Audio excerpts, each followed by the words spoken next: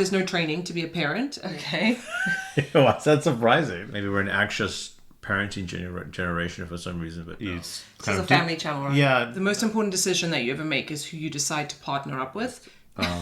No, just try, if you had to like translate. That it's a really big deal that you're like my first real in-person guest. My goal in life is to raise resilient, respectful, kind human beings. We have 3 of those. Allegedly. No, look, I don't know. I've never done this before. Your folding sucks. I think we've learned some things because you can't change the other person. Okay, people. I feel like I needed a little bit of extra inspiration, so brought the life partner along. That's me. The one and only. The one and only. And I don't know if you've ever actually been on my YouTube channel. No. Definitely not on my podcast. Nor if I wanted to. But Yeah, well, this is true. So I don't know if this is true love or what he thinks is happening. It's a special week. That's true. So actually, ironically, when we're filming this, it's the day before our 15-year wedding anniversary, which is nuts that we've managed to keep it together for this long. And I was just thinking that I feel like now that we have kids that are in like middle childhood, we've been married for a considerable amount of time, much longer than a job I've ever had. I think we've learned some things. Hopefully. What do you think? You would think so, right? I mean, yeah, you're not ever going to look at me. No, look, I don't know. I've never done this before. Okay, you're doing fine. Okay. Okay, but you can just be relaxed. Just be yourself. I don't really like being in front of a camera. Well, this is hilarious to me because you spend your life on Zoom calls. Okay, but and this is much better. You're hanging out with me. You're hanging out with me. It's different. So, if you've never seen us before, well, you've never seen us before. If you've never seen me before, hi, my name is Julie, and I run the Confident Parenting podcast. And I always knew that there was a reason why I labeled it as Confident Parenting and not Confident Mom. And that's because it takes 2. And so my goal in life is to raise resilient, respectful, kind human beings. We have 3 of those. And allegedly I only have 3. I don't know about you. I mean, there might be this 15-year marriage might go in a different direction. I was more referring to the kind and caring. Oh, okay, yeah, that makes more sense. I also help other parents, other moms, in their journey to raise children that I feel like are able to tackle life's challenges, because a lot of us are feeling like this current generation are not doing great. So that's kind of the ethos of this podcast and where a lot of this comes from, and what I do on my YouTube channel is to help moms feel less overwhelmed and feel more equipped and confident. And I don't do it alone, and hopefully you're not doing it alone either. So I think having Ryan, we'll see if he likes it and enjoys it. And if he wants to come back. First time for everything, so. Yeah. Let me know if you want him to come back in the comments down below. And give this video a like and subscribe so that we can make more of these. This is honestly my dream. You know this. So maybe this is what a 15-year gift is. And it's kind of a nightmare for me, so let's... Yeah. It sounds like a Taylor Swift song. But did you know that 15 years is like a rose or a ruby or something? So this is much more exciting for me. So I want to ask you some questions. Sure. I might as well just get started right off the bat. Okay, let's do it. What do you think makes a good relationship? Compromise. Compromise? Yeah, compromise. Okay. What's that surprising? Would you like to expand upon that? No, I think a good relationship's push and take in terms of, the things you want to do, and sometimes the things your spouse wants to do, like film a video and put your face on the internet, which I've never really wanted to do. This is the future. Yeah. No, I get it. So I think it's all about compromise. Sometimes you naturally want to put yourself first, and other times you really need to put your partner first. I think it's always a delicate balance between that sometimes. And I think pre-kids, it wasn't ever really, I don't think we ever had sort of issues of compromise or any sort of real debate around it. But I think once you have children, it really forces you to select your battles and how you allocate time. And sometimes you really have to put your spouse or your kids first. Sometimes it's good to put yourself first. I think it's a healthy balance between the two. So how do you decide what to do? That's always the battle, right? And I think... Do you make a decision and then you get pushback and you're like, Well, not to get too deep into it, but I think a lot of it's based on your own experience growing up, right? So I've had difficult relationships with my father, for example, which has kind of made me want to be a really good parent. So I always prioritize family over and above a lot of things, but sometimes it's a push or pull, and you have to kind of figure it out. I mean, there's no easy handbook for it, right? I mean, I know I think a lot of people expect that, but I think in many ways you have to figure out how to really have a holistic view of your where you conduct your family life, right? And you have to sort of manage things appropriately. I'm not really saying that well, but I think you understand what I'm trying to say. So like your values. Yeah, I think your value system is important, but I think you also have to realize that I think I was lucky enough to find my soulmate in you. And I think and I'm not just saying that because we're on camera, but I think sometimes you need to be really supportive and sometimes you need to let people be independent. And I just think it's having a holistic view. And I think the secret to life in many cases is having balance, right? It's always not going too far with something. And it's probably something I'll probably learn later in life. But yeah, so that was a question I had for you. You said you referred to the fact that you had a troubled relationship with your dad. So then how did you know how to be a good dad?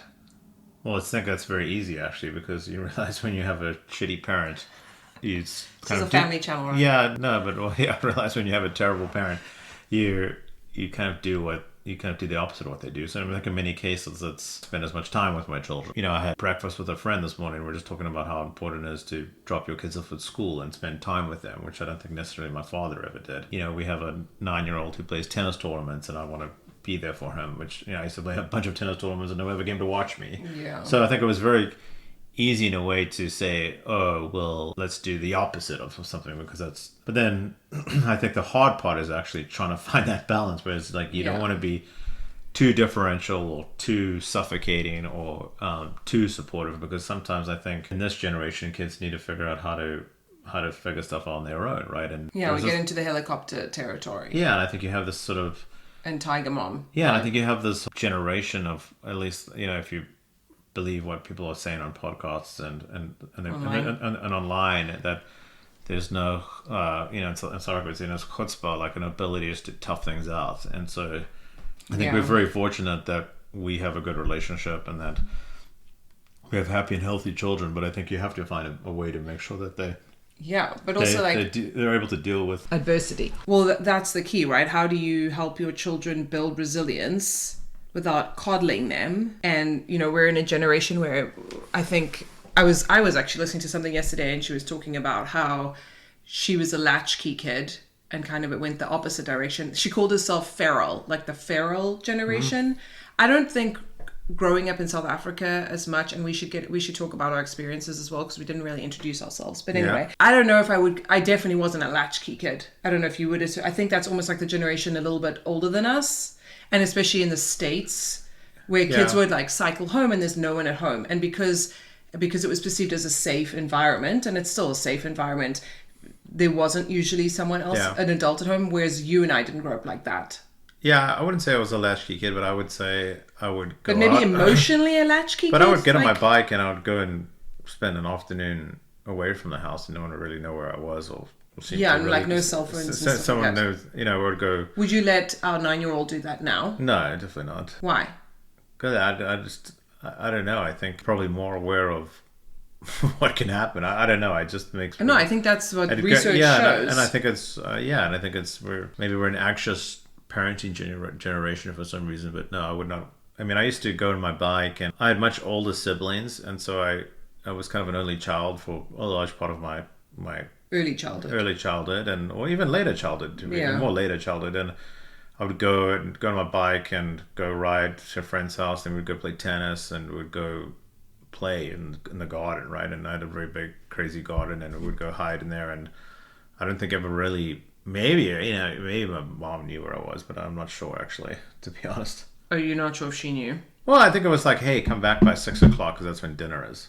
Yeah. I mean, that seems to be like a very common experience. I'm not sure. I wouldn't know if I'd be happy with like Theo doing that for some reason. I'd like to know where he is and what he's doing. And well, would you be comfortable with him riding his bike to a friend's house and be like... Yeah, I think he's getting to that age where, yes, I think, I'm more confident. I mean, he is 9, right? So I think, yes, I would. But, I talk a big game. I don't know. We'll have to see. Yeah, I think also we're new to this neighborhood, and we're also, like, not from... We're not American either, Austin, right? And so, if we had those we are American, deeper networks, then it would be a little bit of a different situation. Yeah. But it's a hard balance. Because I don't want to raise children that are not self-sufficient. And there are things that I can control within our home to make them be more independent. Like I can teach them how to do laundry and I can teach them how to make scrambled eggs and but can I teach them independence in the world? What I struggle with is building resilient children in this very like mollycoddled world, and then trying to figure out, will they make good decisions in tricky situations? And obviously we can't control that, but like as their stewards in this life, we have to try and enable them with skills while they live with us. And I don't really know how to do that, but trying to figure it out. What's your approach to, I said compromise. What is to a relationship? Yeah. What is your answer to that? Like how to make a good relationship, or what makes a good relationship. Yeah. I've heard it said that the most important decision that you ever make is who you decide to partner up with. Maybe that applies to business as well, but definitely in relationships. And I think specifically they're referring to it as your life partner, because this is someone that you are going to endure life with and face storms and all this kind of thing. I really think it boils down to working on yourself, because you can't change the other person. So in how to have a good relationship, definitely a huge piece, whether it's the only piece, I'm not sure, but a huge piece is working on yourself as an individual, and then that sets the tone of how other people treat you. I think as women, there's a huge issue with boundaries and feeling like if you don't do all the things for everybody, then they're not going to love you. Like your purpose is in the laundry and the dishes and the homemaking and the children. And if you don't do all of that stuff, no one will love you. I think there's a lot of like generational wounds and things that somehow women have picked up in society. But what we run into now is that I feel like we're still biologically, men and women traditional have our own kind of things that we prefer or are good at. But we live in this modern society where many women work, where we don't live in extended families, where we're not living in a tribe like we used to. And so I'll just talk about our relationship, which is a heterosexual relationship. Men have to step up, or they don't have to, but if they don't, they, butt heads against very resentful partners that feel like they do everything. And in a relationship, compromise, if that's the word you want to use, I think it's everybody, each person having a role and almost like a portfolio. Typically will be maybe along traditional gender lines, or it'll be like, what is one person just better at or more drawn to than somebody else? I feel like that's the person that's going to take the leadership in that portfolio, but there needs to be some kind of equitable version of that. Yeah, I think what you're probably trying to say, if you had to be more outcome focused, no, just try. If you had to you probably need boundaries, right? And I think people struggle putting boundaries around different. Yeah, just because you can do something doesn't mean you should. Yeah. So I find with people, like with my friends or with clients that I coach, for example, I have one friend in mind that I think about, who she is running herself into the ground, and she knows that she should let some of those tasks go, like laundry, for example. She wants to do the laundry in the way that she wants to do it, but it's to her detriment because she's staying up late and not sleeping because she's folding laundry, because that is something that she cares about more. She's probably better at, and as a woman, it's kind of expected that she does that. And so her husband, she's trained him to let her do all the laundry. So like, I know for us, you do a lot of laundry. You don't fold the way I would like to fold. Yeah. And sometimes I refold things. Which is surprising because I was in boarding school for such a long time, but yes. Well, did they teach you in boarding school how to fold?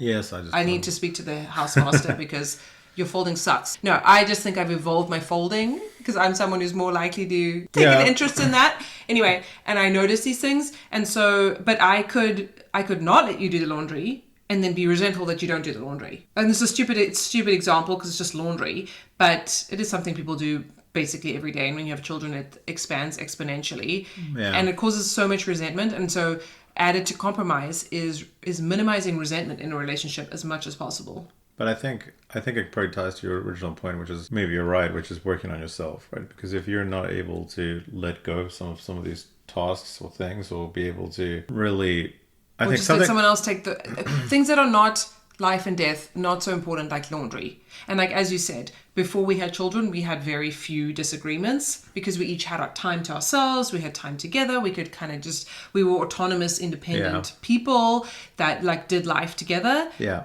Then we have children and it's hard. It's a dumpster fire.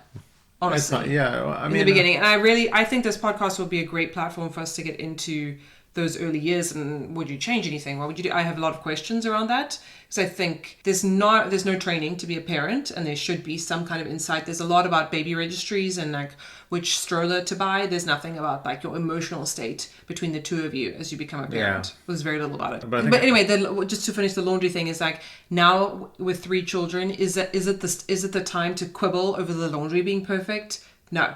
When we are empty nesters and I want to fold everything with a ruler, like, yes, if I want to waste my time doing that, fine.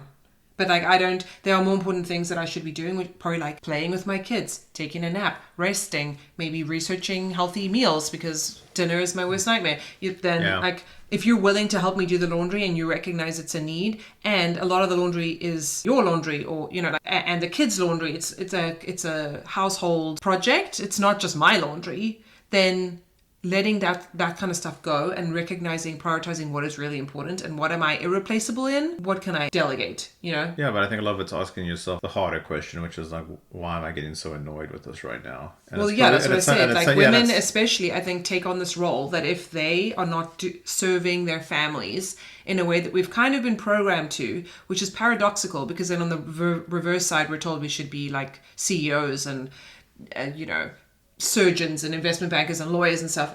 There's no way those people are able to do their laundry and the whole family's laundry all the time. Anyway, so you have this paradoxical thing of women stereotypically wanting to nurture and serve and finding a lot of their personal worth and value in it, and then also feeling like you're the household slave, and then resenting typically your husband, because you're not going to resent your children so much. So there's a layer of protection that I think kids have. But you need to direct. You need to direct the energy and the resentment somewhere, and it usually, I feel like, often goes to the spouse. But I think if you're a single parent, you'd probably resent you probably wouldn't maybe expressly admit it to anyone but yourself. But I'm sure single parents resent their kids or the situation. I think they probably resent the partner that left. Well, they're not there to anyway. To be the punching bag. Yeah, I know what you're saying. I think, look.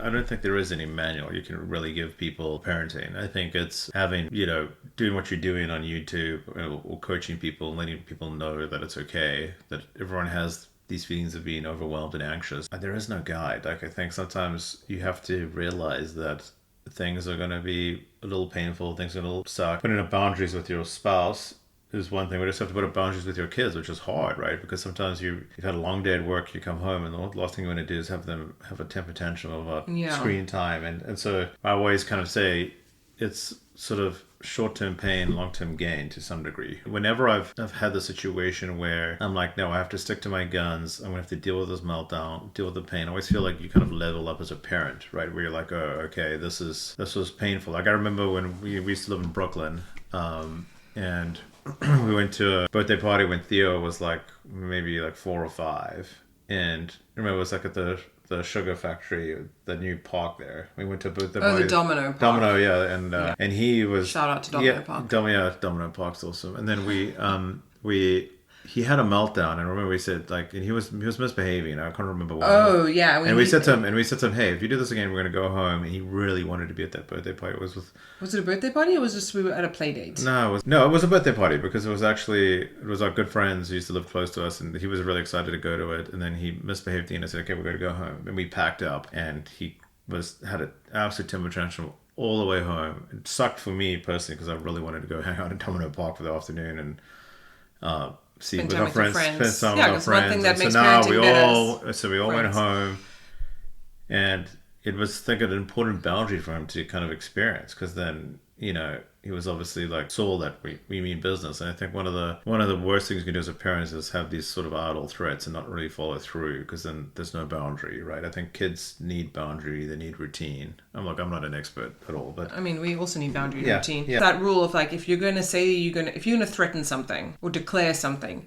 you have to be prepared to follow through with it. Yeah. So don't say, okay, whatever he was doing, he was running around and being like, he wasn't listening to us or something. I mean, he was climbing up that structure, if I remember, like, which was quite dangerous at the time. Okay.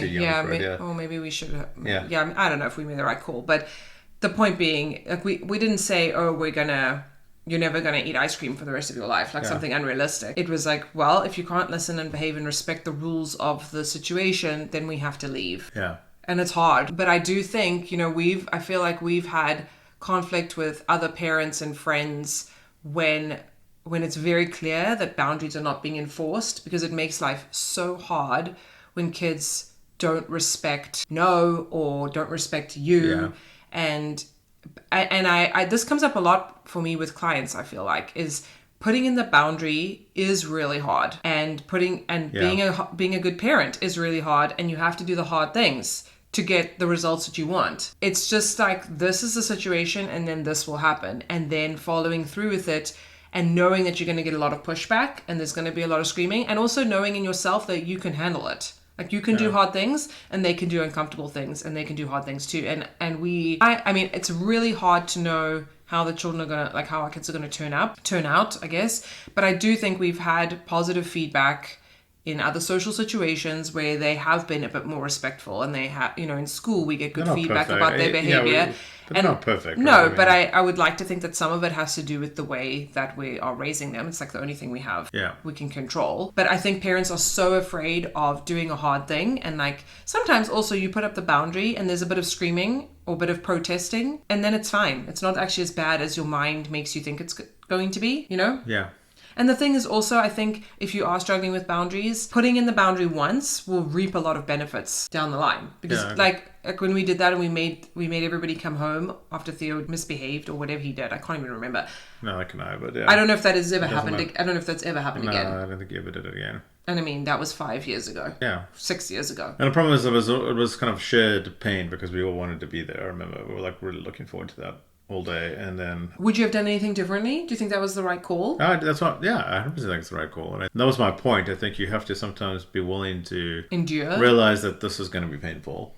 And you're going to have to endure, depending on the age, meltdown, tantrums, or your children ignoring you. And you have to figure that, hey, this is going to be tough, but short-term pain, long-term gain, And that's probably our motto for parenting, I guess, in many cases. And maybe that is some way that we can help them build resilience, because we don't give in to every whim that they that they want, and it's very hard. Like, I think we should do a whole dedicated episode on screen time, but that is a perfect screen time in modern parenting is like the perfect analogy or the perfect example of giving in to avoid pain now, and then just being completely bamboozled down the line with all of the things. 5 minutes. Can we do another 5 minutes? Okay. Tight five.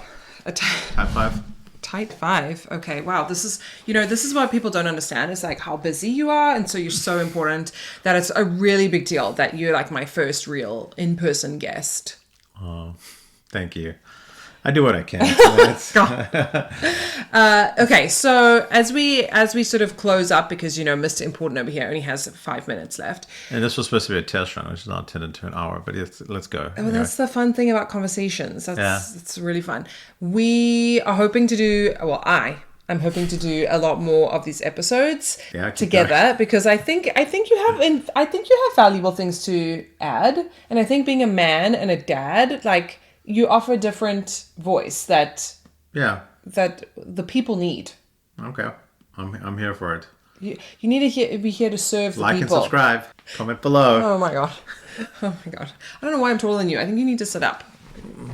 He's actually not shorter than me. Okay. It's like embarrassing. I can be a short king. I don't want you to be a short king. Thanks very much. So I think as we conclude this episode, I would love to know if anything resonated with you about what we spoke about. A lot of our struggles are common and relatable.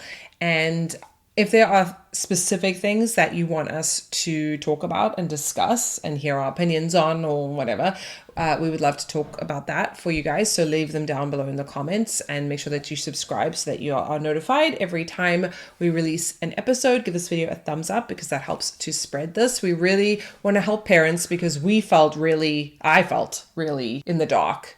I think we've moved so far away from that traditional parenting structure of not even parenting in the wild in a tribe. I'm not even talking about like prehistoric times. It's more just parenting with extended family and having grandma around and aunt around, and I mean, not creepy uncles, but healthy male figures as well. I don't know what you're trying to say, but okay, keep going. No, I think you and I have parented in isolation. Yeah. And that has negative consequences. One pro is that we have had to do it all ourselves. So we have developed a certain level of resilience and skill that maybe we wouldn't have if we'd had more help.